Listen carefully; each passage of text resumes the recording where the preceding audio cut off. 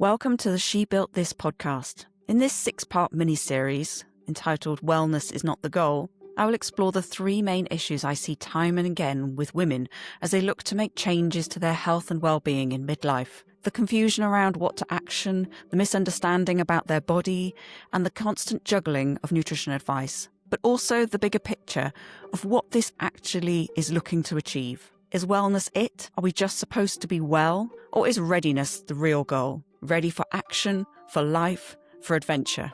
Come with me as we explore this topic in detail. In this final episode of this 6-part mini-series, I want to talk around the fact that a lot of times you have tried everything. You're not on this podcast because this is the first ever podcast that you've heard of that is talking about midlife struggles with wellness, right? You've tried most things. So I'm going to invite you to try something completely different in that I'm going to invite you to try nothing. And this sounds a little bit extreme, and let me give it some context. So what I recognize a lot when I work with someone and work with a client is that most of the time when we look particularly at their nutrition, over and above most things, their nutrition is pretty good. Like, we look at the way that things are set up. We go through what they're eating for breakfast, what they're eating for lunch, what they're eating for dinner. And I'm kind of like, okay, well, there's a few things we could, switch around, but this is good quality food. Like, the people who I work with generally live really great lives. And they aren't struggling for, nutrient-dense foods. Okay, maybe they have the odd takeaway. But the fact is that most of the time, it's fine. It's just the proportions of it. Maybe they're having a little bit too much. Maybe they are snacking a little bit too much. And that is not down to the unique food. So scratching around for the perfect recipe or the protein hack or how to get more fiber in your diet is probably not the thing that you need to look for. Actually leaving things alone in terms of what you actually eat. Again, I take you back to, if I look at what my parents eat, there's nothing fancy. There's nothing major going on. They probably don't quite get enough protein, but they manage to eat really well. And chances are they're not doing too bad in terms of how much protein protein they're getting in. And they work hard in the garden. They use their muscles all the time. So when we look at how, okay, what are we trying to achieve? Then, okay, if you're trying to lose weight, just eating a little bit less of what you are already eating is probably going to be enough. And actually, the food that you are consuming is probably fine. Maybe there's some tweaks to do. But again, this is within the Sampira framework and the Sampira work that we do. I spend so little time talking about nutrition, so little time plotting out the specific meal plan, because actually what you're looking to achieve is something much bigger. And the way that you achieve that much bigger thing isn't by finding that specific way to get your protein in. Yes, we have conversations around it. And yes, there are obviously meal plans and there are recipe books and there are recipe cards that go around on how to get things in because it's interesting. But my point is that it's not the thing that's going to move the dial the most for you. The thing that's going to move the dial the most for you is switching into a different mindset, a different understanding of your body, a different reflection of what is going on the inside through changing the way that you view the outside and vice versa. So we're looking at how do we create an internal environment that reflects a big life that creates this spread between the two, that you are physically able to live a big life and emotionally, spiritually, and mentally able to hold that big life as well.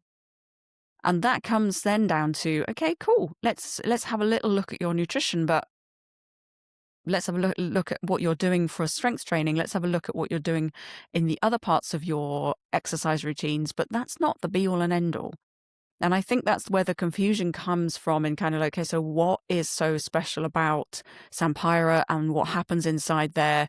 Because I could go and get a nutrition plan from anywhere, and you so could. You could literally go on ChatGPT and pop in, give me a nutrition plan with X, Y, and Z in, and you can get it. And that's the point, is that that's not what this is for. What I want to look at with you now is to think about, I heard the other day around something around risk, and how that we sometimes think that risk is needs so much context, and so is so subjective, because what you might see as risky. So you might go, oh, I'm not doing anything that Sam said, because actually that is not going to work for me. Okay.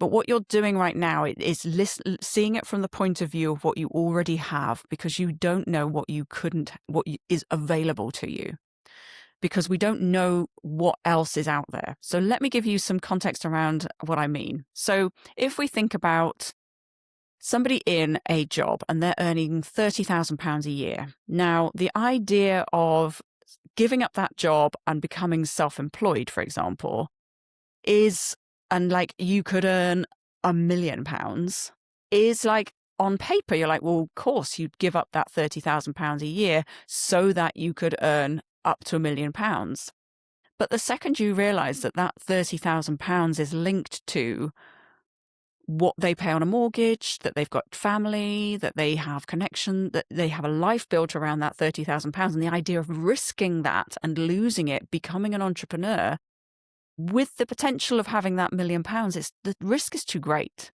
And so you stay in this, okay, I'm just going to stay in this thing, because you don't know what else could be out there. The risk is too big. But actually, when you remove that, that is what it is on paper. Like when you see that actually what you could get is so big, that think about the reasons that you're attaching to why you're staying where you are right now.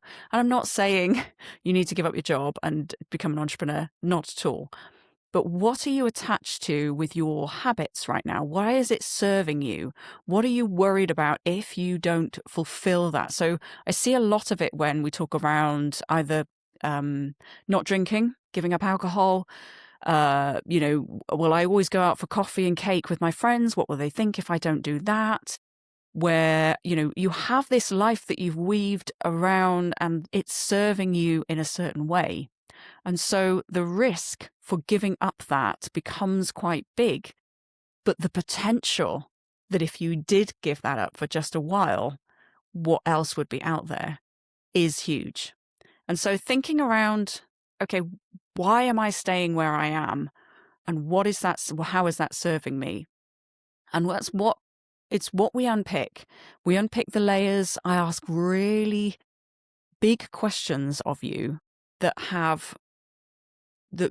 require you to dig deep, that require you to make changes that aren't natural to you.